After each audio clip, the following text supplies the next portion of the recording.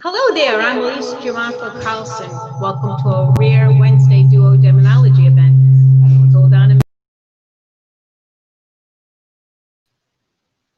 How are you now? All set? Okay. Sorry about that. Hope we didn't blow up your eardrums if you were wearing headphones. Let me start that again. I'm Elise Carlson, and welcome to a Wednesday Duo Daemonology event. Our followers know that we start each episode with a few words from me, and what I'd like you to do is to like and share this video so that your friends can get some words of advice from our special guest. We hope you're all in good health. We hope you had good holidays. You know, wash your hands, wear a mask, stay healthy. You know what to do.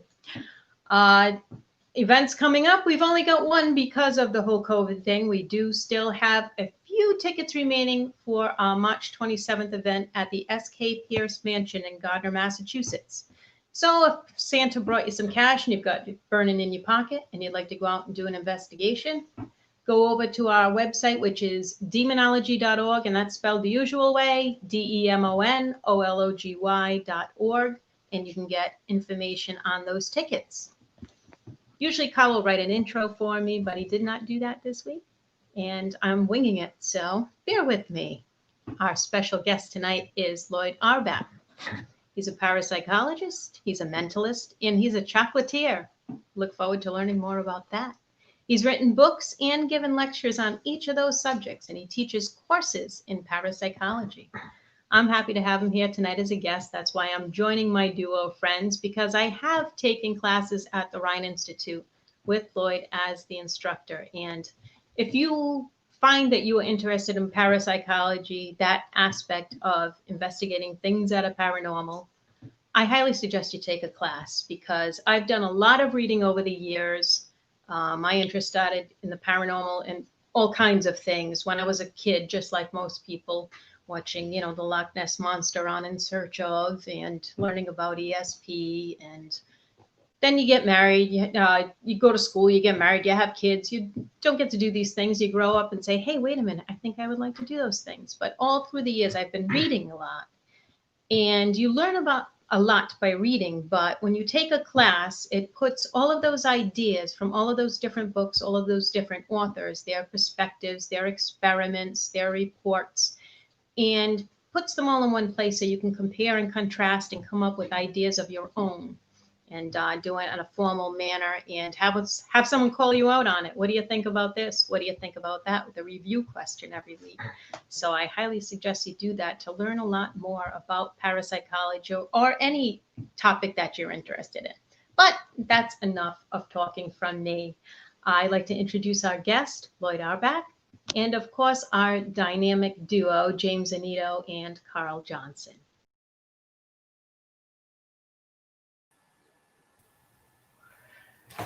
Good evening, everybody.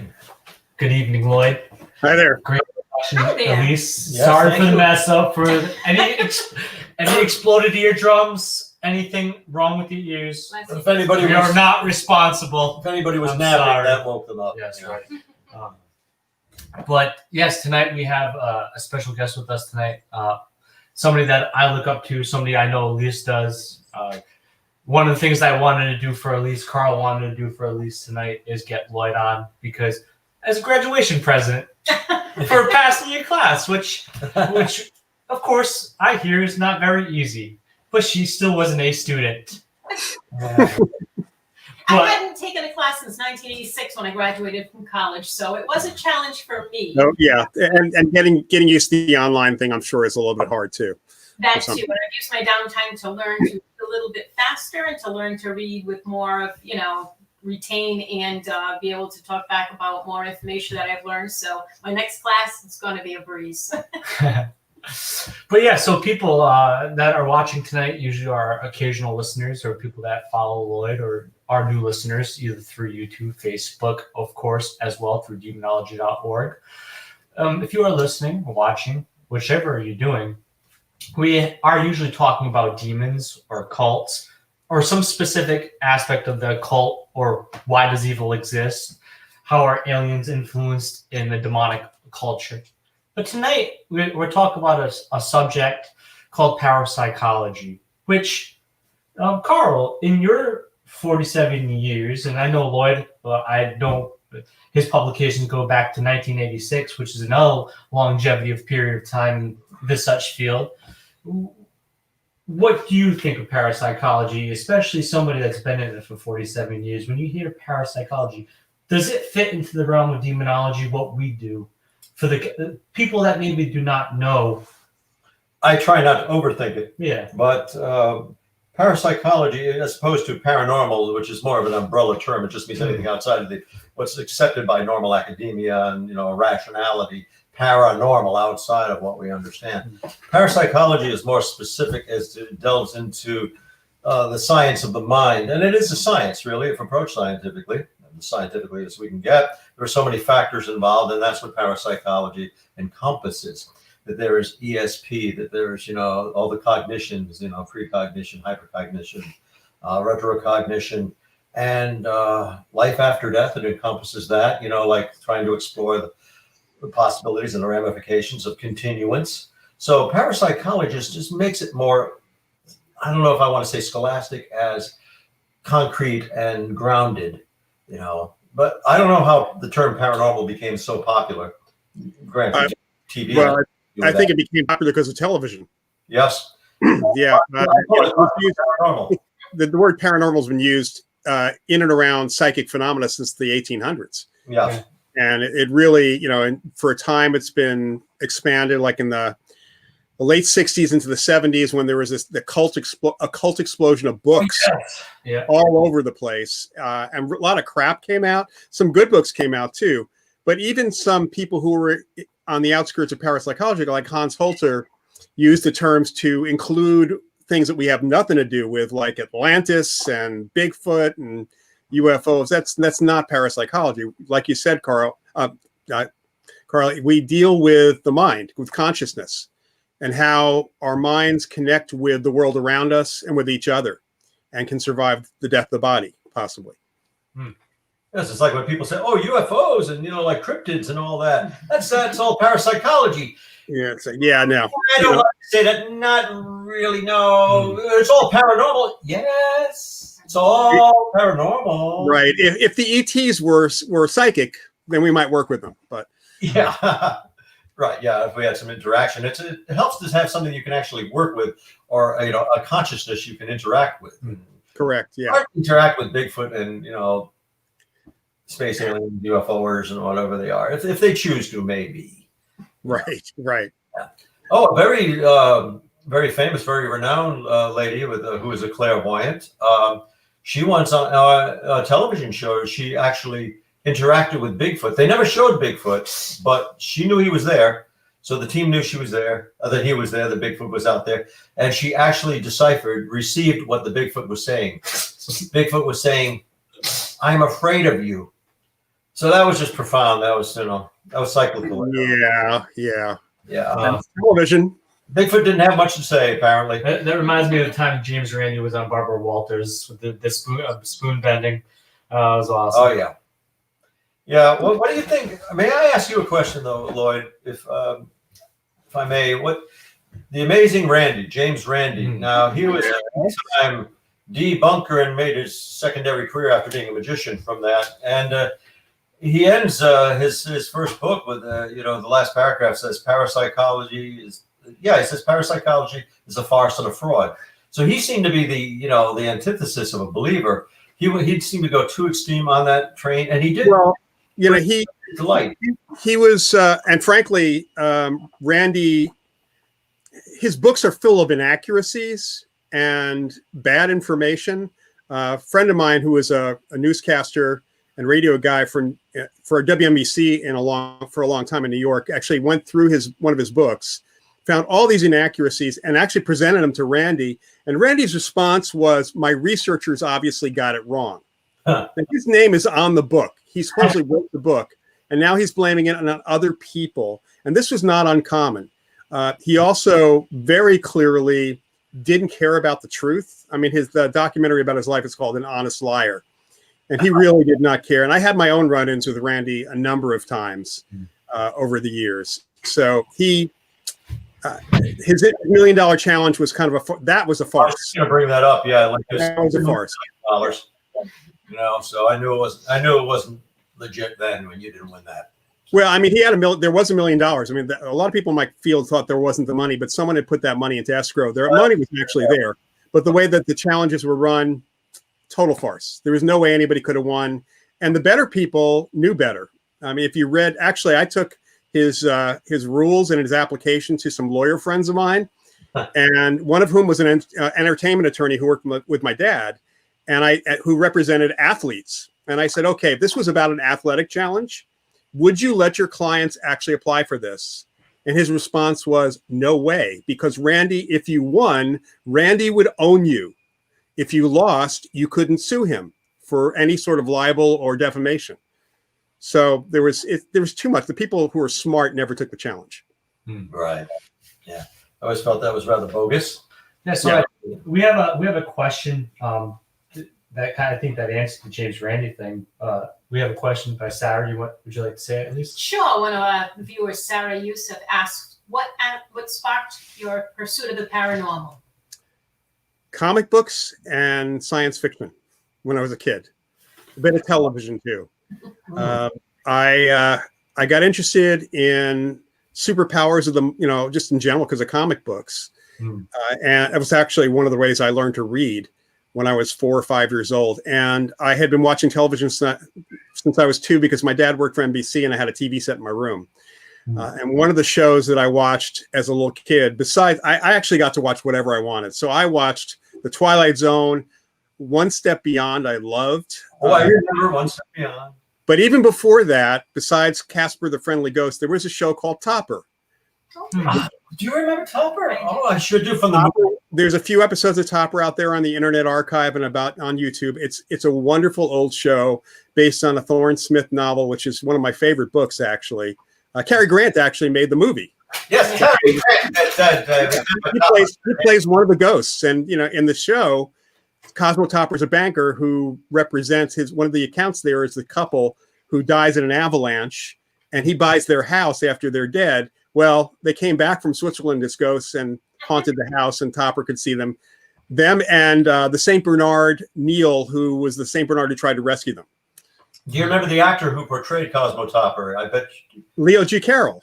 Leo G. Carroll. He's got it. Yes, I knew it. Yeah, he was also Mr. Mr. Waverly, was he in The Man from U.N.C.L.E.? He was. That's right. He was. Yeah, that's right. Yeah. So I mean, that was a great old show. I learned that and then there was the Ghost and Mrs Muir. There were all these shows where ghosts were kind of fun. I watched one of my favorite movies since I was a kid is a movie called The Time of Their Lives with Abbott and Costello. Oh yes, that was Which is it's not a normal Abbott and Costello film. It's a great ghost movie. One of the best seance scenes I've ever seen is in it. And so I got really interested. And then when Dark Shadows came on as a soap opera, that sent me to the library and I discovered the books on parapsychology. And I was a little science geek, so that was perfect for me. Good for you. So that ushered you into this profound interest in this life's work for you. I actually know somebody who's watching the series of episodes, Dark Shadows, for the first time. Yeah. I had never seen them. It's something I've always heard about, and so I found them online, and I just go watch one episode after another. They're available. Yeah, the later episodes, especially when they start talking parallel universes, is really cool. Those are cool. So, I have a question on that. We talked about cults before, and I think especially what we do specifically and consulting with people and trying to deal with the natural before we even jump to any preternatural conclusions or speculation is you talked about science fiction. I love science fiction too. As you can see, there's Star Wars posters and multiple points throughout this. But what's your thought about Elrond Hubbard? He was the father of science fiction, basically, and what Scientology. Something else, yeah. You basically work with the mind. I mean, Hubbard's a really interesting. He was one of the regular pulp writers, science fiction and Western writers during the 30s and 40s. That's how he did his. He got made his living. I don't really know. I know a little bit about Scientology.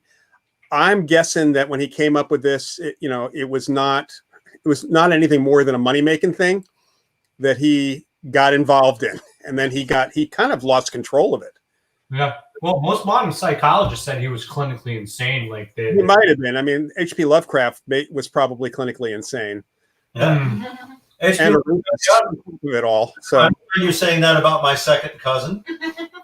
I'm cousin to H.P. Lovecraft, and are you really? Wow. In 1935 or maybe 36, I think it was 35, Elrond Hubbard approached H.P. Lovecraft and showed him one of his manuscripts, hoping to break into the field and learn something from Lovecraft, who was somewhat established, at least in that, the pulp magazine. Oh, yeah. And so he submitted that for review to H.P. Lovecraft, and H.P. Lovecraft, after the interview, said, "That young man is going places," not knowing what would, Right. have to transpire in those decades. Yes. I mean, Hubbard wrote a lot of stuff for the pulp magazines, and so did Isaac Asimov. And there's a lot of the science fiction writers got their start. There was Edmund Hamilton. And there were a ton of people whose names you'd recognize from the golden days of science fiction that really got started in the pulps. Sometimes under their own name, sometimes not. And they had to put out a lot of material, and it wasn't all that good sometimes. I got to know Walter Gibson a little bit back in the early 80s, and he was otherwise known as Maxwell Grant as far as an author is concerned. He was the guy who created The Shadow. Oh, yes. The radio, and he wrote over 200 Shadow novels. And for a time, because it was coming out every other week, he was writing a novel every other week, if you can imagine doing that. So they were formula stories. Mm-hmm. I introduced this young man to The Shadow. You did. It was good. It was definitely good. We've seen the movie, of course. Oh yeah. The movie got panned for some. I actually like the movie. Yeah, I love it. Yeah, I think it's a great film. I'm sorry it didn't go anywhere. Yeah, it was well acted and all. Oh my, The Shadow, and R.E. Howard, Robert Irvin Howard, contemporary and correspondent of H.P. Lovecraft. Right. Created Red Sonja, Conan the Barbarian, many Western stories. Oh yeah.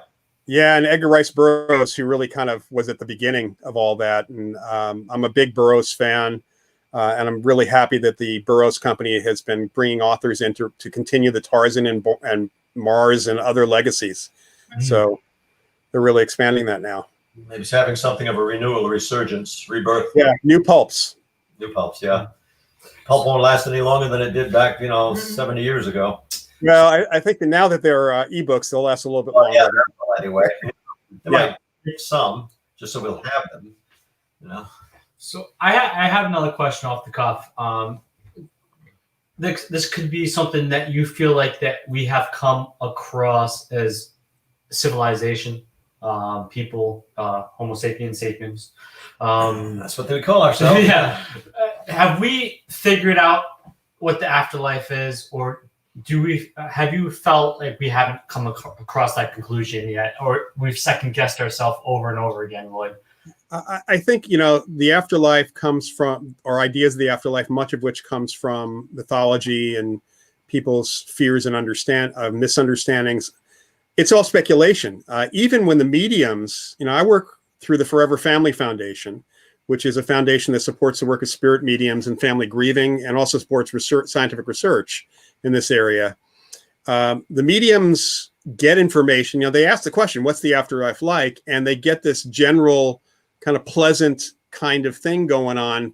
But when it comes down to it and you press them on this, there are no words. That's what it is. There are no words to describe this. And there was I think it was Philip Jose Farmer who might have said something like, the afterlife is more different than we could possibly imagine. And we don't have the words for it. So we're, without a body at that point, what are you going to do? It's hard to come what kind of, is it physical? Is it something else? It's hard. Because all these messages come through, even when they're near-death experiences, they are related by a living person. The brain, correct, when it experiences these things, the way they're able to transcribe them or describe them is because they're living. They can tell us, and they get threshold, and they can't.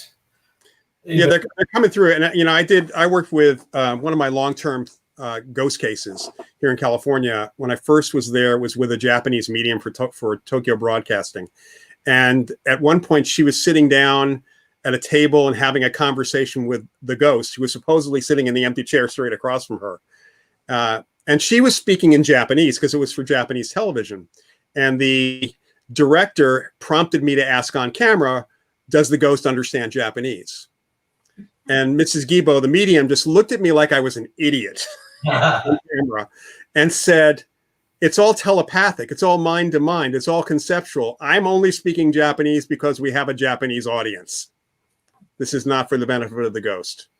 So it's all filtered through the mind of that person who gets the concepts. Who sometimes it's words, sometimes it's not. It's pictures. It's other things, feelings. That's what. And the mediums all vary on how they pick up information. Well, many people would think that we had proof of the afterlife by tuning into the Sci-Fi Channel on Wednesday nights, because that's proven every week. Why do you need to go to church and hear, the hymn? Well, I can recommend a new Netflix series which just dropped today, called Surviving Death, based on the book by Leslie Kane. And I've only had a chance to watch one episode because I've been busy today, and we have this. So, thank you. But it is covering a lot of the topics that seem to support the evidence of an afterlife. Not necessarily what it's like, but the evidence is there that we survive. Yeah, there is survival continuous. Do you have a question or a comment? Yeah, definitely. We've only got one more from one of our viewers, which I just went way by. I'm sorry. Also from you, Elise, if whatever. Yeah, you have questions. I know you do as well. So don't be shy. Don't be gun shy over there. But I've always had the opportunity to ask him questions. He's a very good teacher. I know. In every class, there was a question and answer period. Definitely. That we could always ask. But you guys have that bond ship. Well, we've had lately. We've been watching a few old In Search of videos. We looked up the ESP ones and the Survival After Death ones. Watching Animal ESP. I don't know if you remember that episode. We watched that, yeah. I'll have to I actually have a set, a few years ago before they released it legitimately. I bought a set of bootleg In Search of episodes. So I haven't had a chance to watch all 125, but there's so many on because A&E blocked some of them apparently when they put out the set. And right. We were watching, had one story about, a family that was moving 1,000 miles away, and the dog got lost before they moved, and lo and behold, the dog shows up, 1,000 miles away, and they said that the owner had such a relationship that the dog could find this person, this person that loved them telepathically. And thinking of that, now, why are there ever lost dogs then? If you've ever seen a kid that's lost a dog, there's that intensity, there's that, wishing day and night that they're going to find their dog. Well, I mean, there are some great cases, what we call that side trailing, right. That the animal has used a psychic connection. We don't know why it happens with some animals. There were a couple of really great cases on record of cats. A cat who traveled from, I think it was Pennsylvania to Colorado. Wow. When the family moved. In the meantime, I saw a post on our next door post that someone had moved from a house and left their cat behind, and the poor cat was sitting in the yard waiting for the people to come home. Somebody took the cat in, but obviously that cat wasn't connected to the family, otherwise they wouldn't have left him. Yeah, I just wonder why some animals and people would have that connection. Well, it's probably like some people are more psychic, and there's also, there are examples of people who have really close connections psychically, and then people in the same family who have absolutely no connection whatsoever. Yeah. So it's probably some kind of mental bond or emotional bond, more likely an emotional bond that happens. Yeah. Yeah. The second story on that show was the woman with a kitten that she could travel, astral traveler, who said, she could see things. They put her kitten in a box half a mile away, and she laid back and she was projecting herself to calm down the kitten, and they would mock when she said she was there looking at the kitten, and when the kitten would just sit down. That was interesting. Yeah, there was actually controlled research done by Robert Morris, and Keith Harari was actually the subject. He had bonded with his cats, and they actually did something in the laboratory, not in a box, but actually in a little pen, with Keith physically in the room, how the cats reacted when he was out of the room, and so on. They had to spend a lot of time observing both behaviors. And Keith would go out of body at random times, and the cats reacted as if he was there. So, I found that one really, really interesting. interesting. Yeah. So with all the talk about psychics and of course your program, I think one of the things interesting to me is psychic phenomenon. I think that clear sensitivities like clairvoyant, clairaudient, All these clear sounds. all these clear sentience. And I've worked with people, especially specifically with what I do. I like to check all the boxes. So using somebody that believes they have a gift or this connection to utilize it and see what they can get from it without knowing any information, and they can present information. But the one thing I see is like we talk about the television shows, and I feel like it has done some good bringing a light to maybe a dark tunnel, but it's done a lot worse as well. With a bunch of people, especially with the burnt over territory, with the spiritualism movement, everybody being a psychic medium nowadays, what your percentage of people you think that are legitimate? What is your definition of being a psychic, a medium? What have you come across in God since, like I said, your first publication in '86? I believe probably earlier than that, of course, but in your longevity. Well, I don't know that we have any statistics, but I will say this. In fact, I'm working with a psychic medium. We're doing a class on mediumship specifically because she's had so many people tell her they are mediums because they saw their late Uncle Harry or something like that. Having single experiences or even a few psychic, we're all psychic. We're all a little bit psychic. Yeah. And there are plenty of examples of after-death communication that happen with folks, or people seeing someone who has just died or even within a couple of days, and then that person never comes back again. There's a big difference between seeing something or having a single experience or a couple of experiences and being able to control it. Yeah. If you doodle long enough and you're a crappy artist, sooner or later, one of your doodles is going to look really good. That did not make you an artist. So the idea of a psychic or a medium, these are practitioners. These are people who have control. They know how they work. They know when they're not psychic, when they're not being, because all mediums are also psychic. They're just psychic in a different way. It's really about how one can utilize one's abilities, just like how one can utilize one's creative abilities. If I'm learning an instrument, musical instrument, and learn to play one chord on a guitar, but that's all I can do, I'm not a musician. But I can play that one chord really well. I'm still not a musician. So it's a matter of control and recognizing how your abilities actually work and also your limitations. So to roll into that, I'm probably going to butcher this person's name, but I've always been interested in the Eastern mythology, of course, and the Greek mythology. I know, of course, with the mind, we've come a little bit more understanding through neuroscience, psychology, parapsychology. We've developed so much, of course, since the Middle Ages and this time. Even though it releases melatonin, do you have any belief that the pineal gland, like from Descartes, has anything to do with psychic ability, or some sort of gland in the mind? It has something to do with psychic ability? Well, as it happens, there has been research since the late 70s, first by Michael Persinger and then by others, looking at how the Earth's magnetic field affects the human brain. And Serena Roney-Dougal, who is a researcher in the UK, took Persinger's research, finding that there were correlations between how the Earth's magnetic field goes up and down and certain types of psychic experience and ability and the incidence of that. And she found that geomagnetic effect affects the pineal gland. And it is her position, I think it's still her position, that the pineal gland, which is regulating melatonin, serotonin production, it's our body clock, it's a lot of things, is helping us being psychic, preventing us from being psychic, and there are changes being affected by the Earth's magnetic field. So there's still some research that's being done in that area, but that's a real, the thing. Considering the pineal gland, I remember reading a Superman comic back in the 60s. Yeah. And in that comic book, they talked about the pineal gland being a useless gland like the appendix. And actually, because I was a science geek, I read about it. And as far as science was concerned, for the most part, nobody knew what the pineal gland did. It was worthless. It was the appendix. Yeah. And part of that was biased because on Eastern religions, they call that the third eye. Yeah.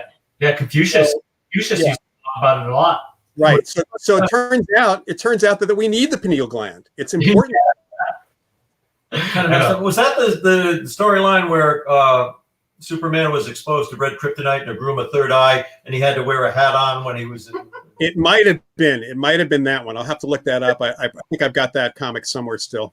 Yeah, it's fascinating. Not to take too much of the time, but it's fascinating to me not to deal with too much religion. Of course, my background, a deacon, ordained deacon, and of course, somebody that is clergy. I'm very fascinated with religion, and of course, with the pineal gland.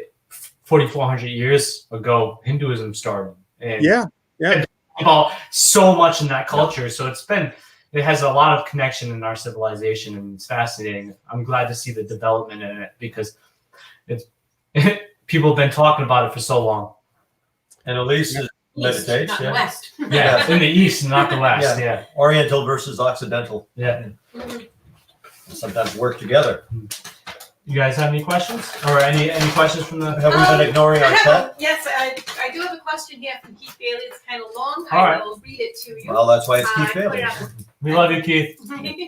I will put it on the screen. Also, my question is, since we are energy, currently alive, and even when we die, we are a form of energy ongoing, could the forms of light anomalies and orbs be our condensed energy, free-floating about the living we see on paranormal investigations? Okay, well, first of all, we're not sure that when the consciousness is energy per se. There are some other interpretations from a physics perspective, and then there's the idea that it may not be physical in the way we think of it. So there's that. Secondly, if the light anomalies and orbs that you see on pictures were actually real in terms of optical effects, you would see them when you're taking those pictures. I actually know where the orb spirit connection comes from. It was a very illogical connection made by Dave Oster back up from the International Ghost Hunter Society in the mid-90s. And even at that time, we don't even look at orb pictures as potentially being psychic pictures in general. So there's too many other photographic issues when it comes right down to it. It's really easy to remove orbs from your photographs by using a different kind of flash or a separate flash to avoid reflection. So they become very, very difficult for us to even consider anything legitimate unless someone is seeing them or having an experience. And then we have the problem of ball lightning of earth lights, which are visible and photographable and can move in really weird ways. And those are not spirits. Those are effects caused by the earth. Yeah, talk about orbs. I remember, and you hit about it, I remember Sony coming out with an article during the heyday of Ghost Hunter saying, this is what orbs are, and this is why it happens. I remember it was like Sony had to make... Well, actually, Fujifilm had a web page on their site in the late 90s because of this. Yeah. So there's I think there's a guy who's got a site called Orb Tech. I think it's orb-tech, where he fully explains focal lengths of cameras. He does a really good job of that. Great book called Ghostology by my colleague Stephen Parsons in the UK, which takes a look at all the tech that's being used, or a lot of the tech that's being used in ghost hunting, and really explains what, where you have to kind of eliminate all this stuff. Yeah, it's terrible stuff, man. It really is. Like, I used to be so fascinated with it, but of course, being youth, Carl didn't really have this equipment because, he followed the Harry Price methods, followed doing... Right, me too, yeah. Of course, I did as well. When I started getting involved as a kid, 14 years old, I had disposable cameras. I did baby powder. I did stuff like that because that equipment was very expensive. But like even EMF devices we've talked about on the show so many times, those aren't. I'm a foreman for a sheet metal company. I do HVAC, so I understand. I work with electricians. Like the EMF device is not supposed to stay at a constant because static electricity can change the environment, can create an EMF trigger. The magnetic poles can create a trigger, false positives. They're supposed to be spurt readings so that you can, if you're about to work on a GFI, you're not going to get shocked. Or you're going to work on a breaker or panel or something. You're not going to get shocked. You test it, and then it turns. Right. Yeah, I mean, honestly, I found more bad wiring with those things than I found anything to do, any correlations. And what we look for is correlations. So if somebody's having an experience, seeing a ghost or having that kind of experience, especially if more than one person is, and we get all sorts of environmental sensors going off at the same time when they're not reacting to the same thing, that's an indication that at least it supports the experience that people are having. So we still can't say that these are detecting a ghost, but they can support that human experience that that person has. And we've had cases where we've had multiple types of devices and they've all gone off when the witnesses and a psychic were experiencing the same thing. That's really bizarre, especially I took some of the data from one of our cases where this has actually happened in Florida. And I showed it to an environmental scientist, friend of a friend for the EPA. And he looked at me in a very serious way and he said, I know what could cause all that. I said, what? He said, a nuclear explosion. He said, otherwise, I got no idea. So, that when you get things like that, granted, they're all anomalies, but they all connect to each other and they connect to the human experience. And the humans are saying, hey, we got a little girl's ghost here. So what do you do with that? Sure. Oh, yeah. So, sorry. For people that don't understand parapsychologist or parapsychology in general, we talked about ghosts, of course, we talked about psychics. What is your process in determining something is a ghost or somebody is psychic? Because I think a lot of people, when they hear about parapsychology, unfortunately, they jump to Ghostbusters. And it's not unfortunately because it's a great movie. I think Ghostbusters. It's a good media images are good lead-ins. I think for us, good talking points. Interestingly enough, I'll just say that most of the ghost hunters out there don't jump when they hear parapsychology. They don't jump to Ghostbusters. They jump to, well, you guys don't deal with ghosts at all because they assume we're only dealing with laboratory stuff. So it just really depends on who your audience is for that. Parapsychology looks at extrasensory perception in all its forms. We look at psychokinesis, mind over matter. I mean, I find it really interesting that some of the vocal ghost hunters have said that they've never seen examples of psychokinesis, and in the same breath, they'll talk about a ghost moving an object, which is psychokinesis by definition. It's mind over matter. I mean, it may not be a living person's mind, but it's still mind over matter. I think some people parapsychology is like not as much fun. Well, a lot more reading. Well, another thing I hear from people who are investigating is how much and how they want to be. We're going to do this scientifically. Until you read some of these studies and see what it really takes to come up with a scientific probability of this or that happening, you're not doing it scientifically. Right. I mean, science basically works off the various models of the scientific method. And actually, in field investigations, it's often hard to apply the scientific method. You're doing more social science, which is not strictly the same, certainly not the same as physics is. And it's a lot of observation. And so we have to go through an interview process. We have to observe the location. I've got one case that I'm with a couple of colleagues I'm working on where we can't go there. And it's not too far from me, but we can't go there because of COVID. Yeah. So I can't examine the physical location to look for alternate explanations for any of the individual things they're reporting, which is really important. It's not about debunking like they talk about on the shows. It's about finding explanations or eliminating explanations first. And then when we get down to an experience that doesn't have normal explanations, then we have to figure out, okay, how does it fit into the models we have for an apparition or a ghost? So that's a consciousness, somebody who's a conscious entity. And in that case, it's interaction. If there's no interaction, it may be repeating pattern. If it's a repeating pattern, it's what ghost hunters like to call residual hauntings, or we just call a haunting, place memory. And then if there's physical activity, is it consciousness behind it that's dead, or is it somebody alive who's causing it? Poltergeist activity. Well, I've been favored to have observed a ghost and interacted with ghosts. I think I've had 8 sightings. I would love to give that to Elise as a present. If I enabled her to witness, an apparition, I don't know how to package that for her and give it to her.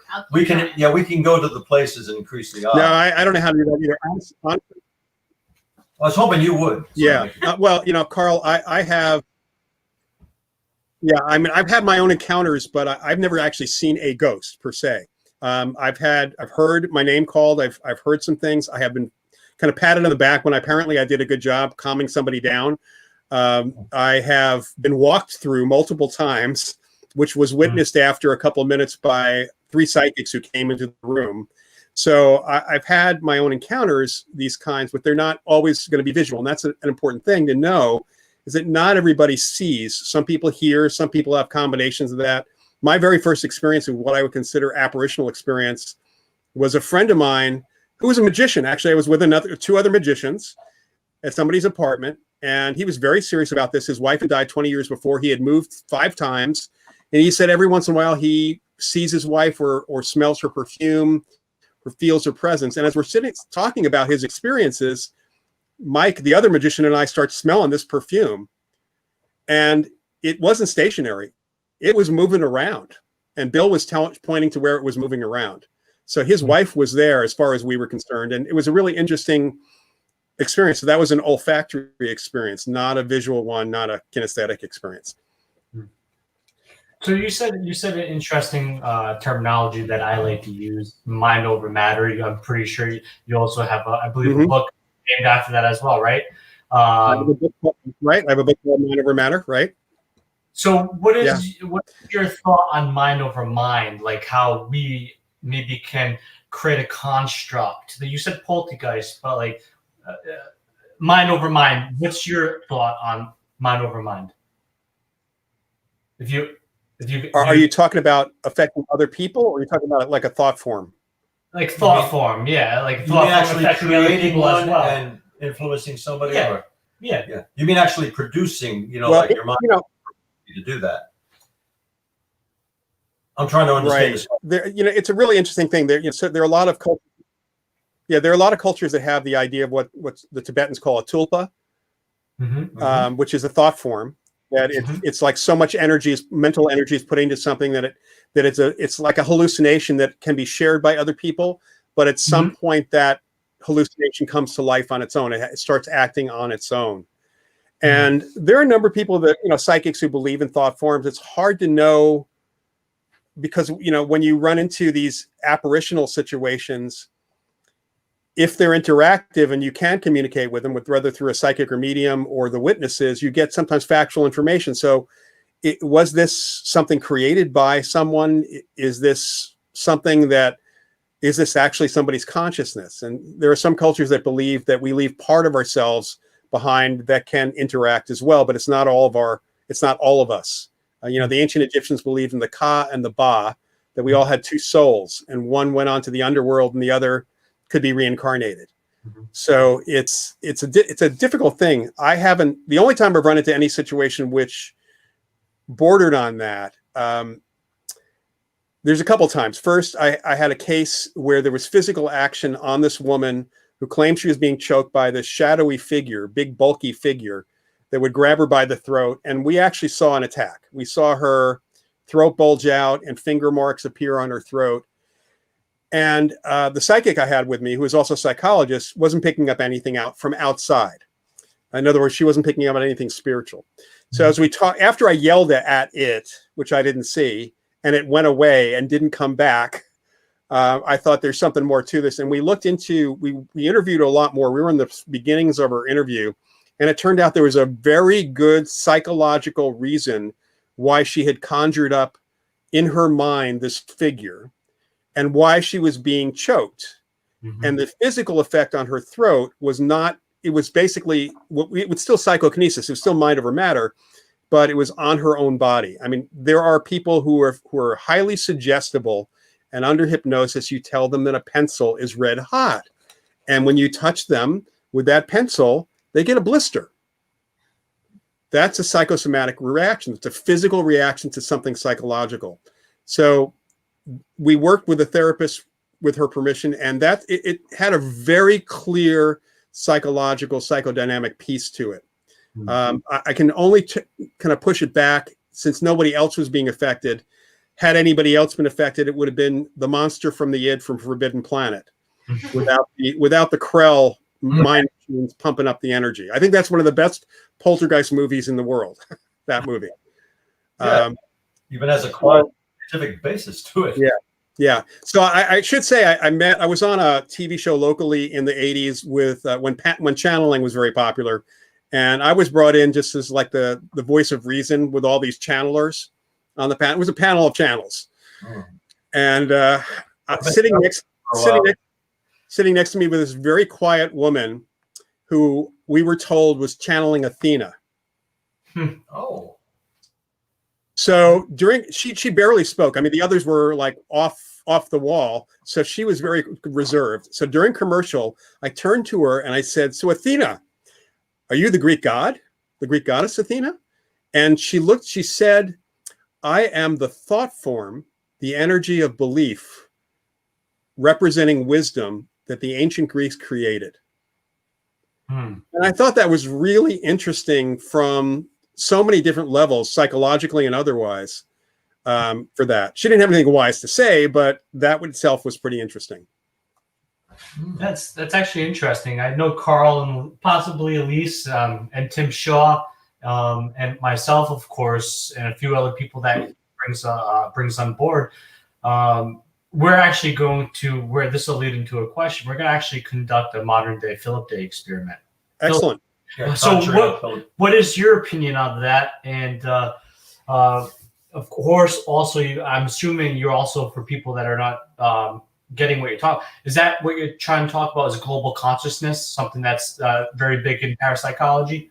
Well, I mean, there is the Global Consciousness Project where, first of all, we know that we have evidence that living people can unconsciously and consciously affect random systems, random event generators and other things. And the Global Consciousness Project, which was started by Roger Dean of Princeton University, has been around for a number of years and tracks data from 50 random event generators around the world. Wow. Just looking to see how they react, or if there's a correlation connection to world events. And there was a big spike before Princess Diana died, and there was a big spike right before the 9/11 incident. In actuality, their intent was to look at events that they knew were going to happen that were emotional, like the World Soccer match and the Super Bowl, because those were, scheduled. You knew about those. Mm-hmm. But they also looked at the data before and at the time of these other highly volatile emotional events. And they found that these correlations were there. So that's where the idea of global consciousness comes in, that there's an undercurrent that we're all reacting to. You think in the same, not to interrupt you at the Philip experience. Yeah, I was going to talk about that, yeah. Do you think that has something to do with it, like with global consciousness? Do you think because of the depth sadness or the emotion that maybe we can create some of these more illustrious deities that we know of? Do you think that as a collective we could create something like that through emotion? It's possible. It is possible. We don't have any evidence to the contrary, certainly at this point. So I think that is possible. The Philip experiment's really interesting, and others have done not exactly the same thing, but have done similar things and had some success over the years. I think the Philip group in Canada in the early 70s had a great success because they spent so much time, and they really paid attention to the work of Kenneth Batcheldor, who was a psychologist in the UK in the 60s and early 70s, interested in the psychology of psychokinesis, of mind over matter. And we have used his ideas in other ways as well. I've worked with people who do PK. I've taught people to move small objects because of the application of the method by my late friend and mentor, Martin Caidin, a science fiction writer, who was able to do that. And then this is also the inception of the spoon bending parties. It's all connected to the same kind of thing the Philip Circle was doing. What they did essentially was try to get the responsibility of moving things or having things happen off of their plates and to blame somebody else. Because it is human nature to want to blame somebody else for everything, right? So they created Philip, made a backstory for him so they could blame everything on Philip and give him the responsibility of doing everything. When, from a Batcheldorian perspective, from our perspective, it was the group that was actually creating these effects. Hmm. Yeah, but there was strength in their number there. And we get, can tie into Carl Gustav's collective unconscious.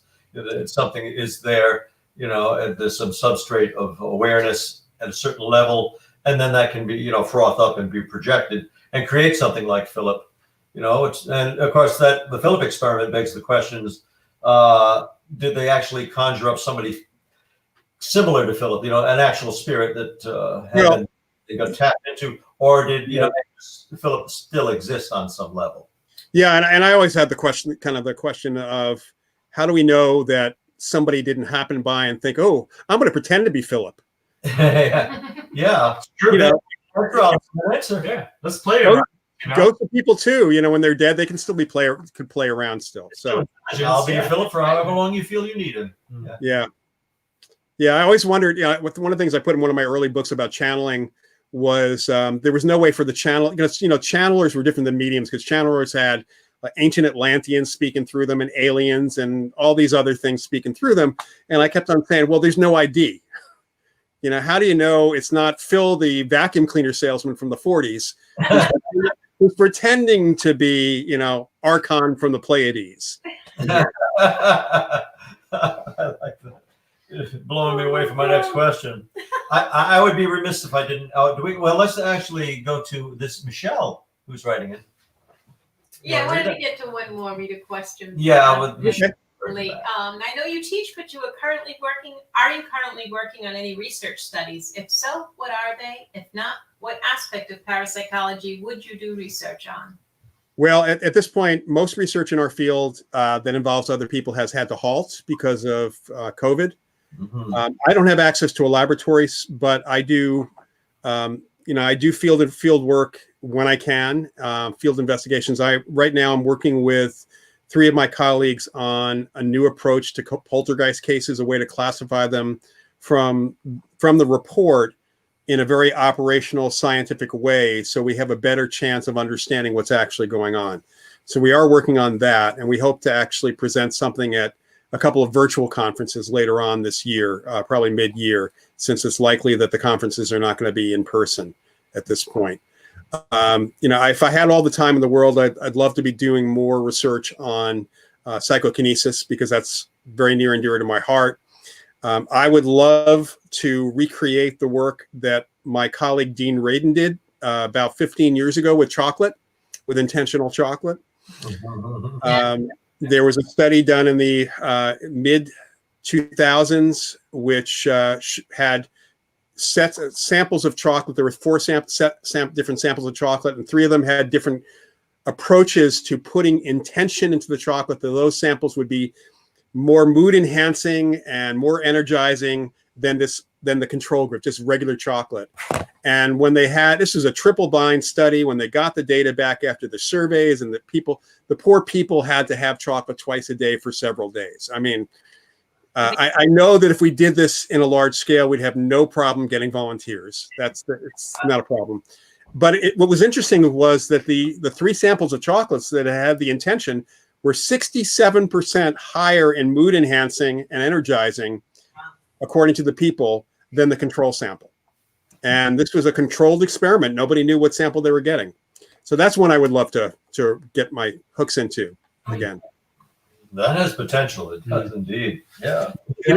Food made with love is better for you, and this is a good example of that. That's right. Well, it's an extra food, but it does have some nutritive properties. So it and it just is good. And actually, Dean replicated that same study with tea, so it actually worked with tea as well. Great. Yeah. Did you have something to say before? Yes, I do. I wanted to say, first of all, I think Michelle may be one of your students, as a colleague of Elise's, But I got to bring the D word into it. Demons. Oof. What the heck are they? I mean, we are told that they are fallen angels. This is one interpretation. Right.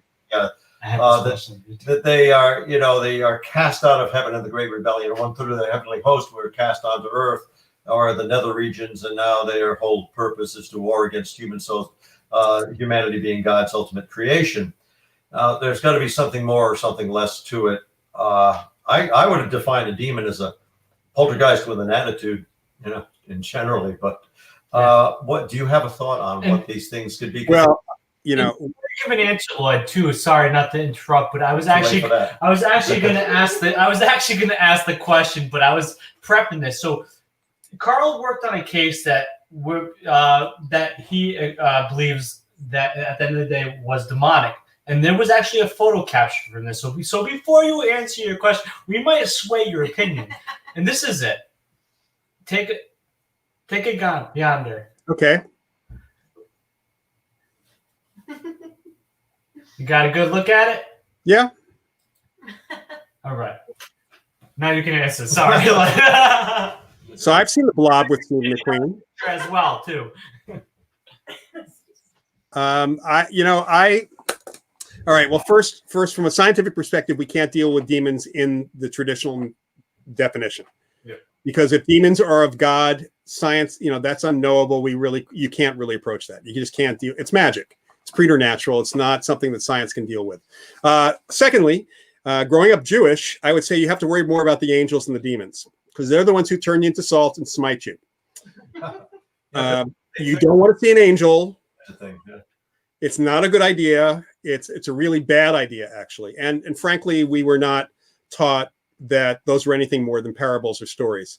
I have an undergraduate in cultural anthropology, and I did a lot of cross-cultural studies looking at the beliefs in the supernatural. And a lot of times, essentially what becomes demonic or demon is a label that's thrown on something that is perceived as dangerous, harmful, or harms you, or threatening. The dark is threatening in general to people. So things that are of the dark are seemingly threatening. But let's remember that a really bright light can blind you and burn you as well. It comes to the thought of Epicurus and dualism. Yeah. So when things are there certainly are cases where there are harmful effects happening, and I would say that there are some ghosts, because ghosts don't seem to change their personality from when they were alive, who are bullies still and assholes. Excuse me, and those people might consider demons, but we don't deal with that approach at all. It doesn't seem to work for us. It doesn't seem to work for our cases. We can get past those kinds of things. And most of the time, we are dealing with monsters from the id. We're dealing with the demons that we drag up from our own unconscious and that kind of thing. So that's how we would typically approach it in general. So, my response is like, just say no to demons. That sums it up right there. Yeah. Do you have a thought on an opinion, as Carl actually had physically handled that case and experienced these things? I mean, did you see that when you took the picture? I didn't see that. No, somebody else gave me that picture. He'd taken the. Actually, I did see a ghost in that house. It did not look like that, but I did see a human figure standing in that house, glaring at me. Which might have been some ass, some really, we certainly. Well, I had a peeping Tom ghost years ago in San Francisco, and so is that a demon? He was not appropriate, let's put it that way. But at the same time, based on what I know from witnessing stuff on TV and also talking to ghost hunter groups or getting client information, ghost hunters often act demonically. They go into a house, they start yelling at everybody, they kick the people out of the house, they tell the ghost to dance, monkey dance, and then they wonder why they get out from on their EVP. So it's I have a picture. I wish I'd known about that picture. We could have queued up a picture I have, which looks pretty demonic, of one of my cats. We actually put it up. It's a red thing with eyes, looks like dark eyes right above the cat. And I put that up on Facebook a few years ago, asking people to respond to what they thought it was, because I knew what it was. And one person, after a day or two, actually got it. If you looked at the negative that I had, the red streak actually went across multiple pictures because it was old film. It was a coincidence that it had these two dark spots right above the cat's head. But it looks very demonic. It does look very demonic. So, well, our mind I don't know what to say. It's like with any ghost picture, I don't know what to say about that. Because when we think we have a picture of a potential ghost, it would have to be someone affecting the film or camera psychokinetically, mind over matter wise. Right. There's so much to consider. You're like actually imprinting an image, which has been done, Yeah. Even by living people. Yeah. Just watched that episode too. Right. Yeah, you've had Sirius, yeah. I wonder if the ghost could even exist without. I think when they call it demonic, it's because it's it's inconvenient. If it's scaring somebody, if they don't want it around. I would say that's right, yeah. Children are crying, then it's got to be demonic, of course, because it's not wholesome. Yeah. And when you talk about pure evil, it's the actions of the person, it's the intention. This happens with living people. Although I've met very few pure evil people. I had a waitress I worked with when I was a bartender. She was pure evil, but otherwise, using the word malevolent and demonic, actually, it scares people more than anything else. So potentially harmful might be a better phrase to use in those circumstances. A shark, a great white shark, a predator like that could be considered demonic. At certain times in a close encounter, yeah. Right. It looks so threatening. It's got lifeless eyes. It's got the teeth. Yeah, and then it can kill people. So that's a palpable threat. Yeah, right. So dangerous, if you want to use it in that kind of context, then that's an appropriate context. But from a biblical perspective, we stay away from that. No, I felt when that picture manifested, I felt it was the people who actually there was so much to their history that they created. I'm not saying it wasn't real, but I'm saying it didn't create them that created that because it had all the criteria. A male spirit and a female spirit, focusing on the lady of the house who was very receptive and psychic, and it had all the ingredients for a haunting. And I was in a case in Brooklyn, New York, and it's been almost 20 years ago, and we had one of our team members. This was when I was with the Atlantic Paranormal Society. One of our team members went upstairs and started challenging the demon who was after the little girl in the house. Swore at it. And he said, "Oh, I challenged the demon. You want to pick on little girls? Pick on me." And he's swearing and everything. After he was done with this barrage, I just felt compelled. I went into the room and just spoke to the air. I said, "I must apologize for my young friend." Good for you. Trying to make an impression. I'm talking to the spirit, whatever. Right. I actually dubbed that spirit wise guy because later on we're recording an interview and we hear it when we play back the recording, the EVP manifest, we heard like that's an extraneous voice there. And the guy who was trying to cast out the demon, not that he had any training in that, he said, "Oh yeah, I stand up to the demon even if it was 1,000,000 years old." And in the recording, we play back, we hear the voice says, yeah, F you, man. Well, it just says it out loud. And then it makes a funny noise. He goes, and I said, "We got to call the spirit wise guy. I love him." Yeah. If you're looking for evidence, you got to treat them nice. You get more people. You work with these cases, and if seems to be an apparition there, treat them like people. Treat them like somebody. Make them like you, because then they're easier to handle. They you can find out what they need. You can find out what they want. You can move them on. You can get them out of the house.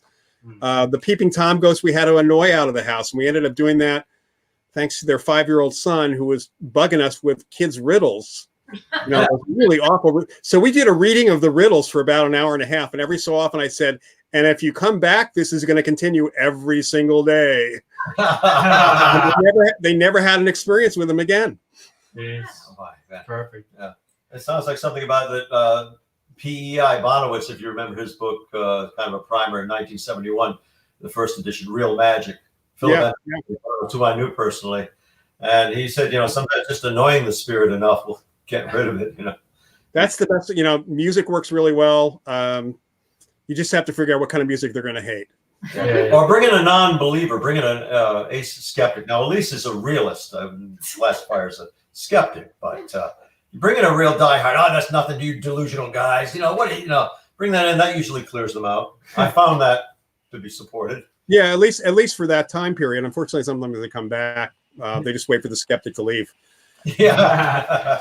So Loyd, we're at the end of this kind of road here, and we wish we could continue going on, but of course, most of us wake up early and have a life, and you want to of course go watch some television. You were saying, but do you have any projects coming out that you want people to know about?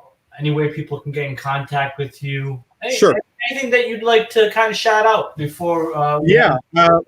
besides my books, we do have a couple of new courses coming up for the Rhine Center. We're actually about to launch a couple of field investigation programs, so certificate programs with multiple courses. But I've got the basic field investigations course, which starts at the beginning of February. We're doing, I'm doing a 4-week developing your intuition with developing your ESP class starting on February 2nd. And there will be a class on paranormal tech, a very critical course on that in March as well that I'll be teaching.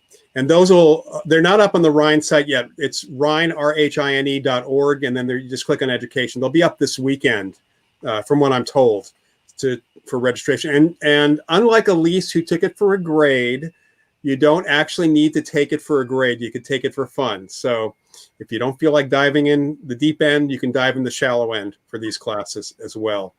And then I have to mention the book that's over my shoulder here, which called Near Death. Nice. Which is a novel. It's a mystery novel featuring a parapsychologist and a cop who has a near-death experience.